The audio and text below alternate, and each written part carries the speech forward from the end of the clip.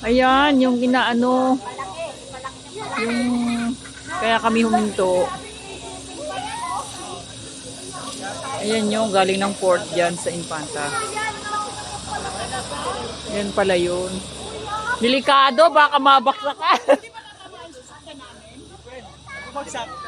Ayan o. Saan ginagamit yan, kuya? Bulok na to. Mas maganda. Saan ginagamit yan, kuya?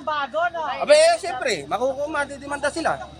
Ano yung kuya, saan kinukuha? Ay, saan ginagamit yan? Sa windmill po. Windmill po. Ah, windmill. Ang galing.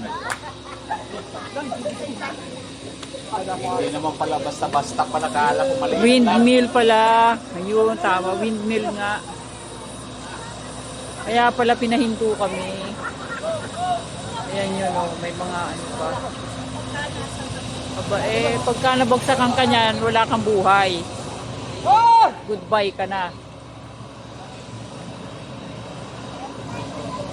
Diba? Ginagamit daw sa windmill.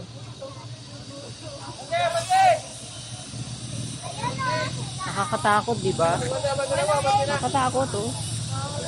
Ayan mga sasakyan na mga kasabayan namin ay nagpunto sila.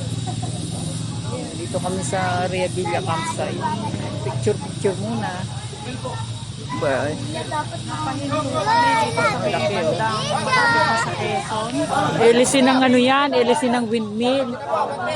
Elisin ng windmill. Oo, elisin ng windmill. Ilan kaya yan? Ayan, elisin ng windmill yan. Galing ng port ng Infanta. Pinahinto kami doon.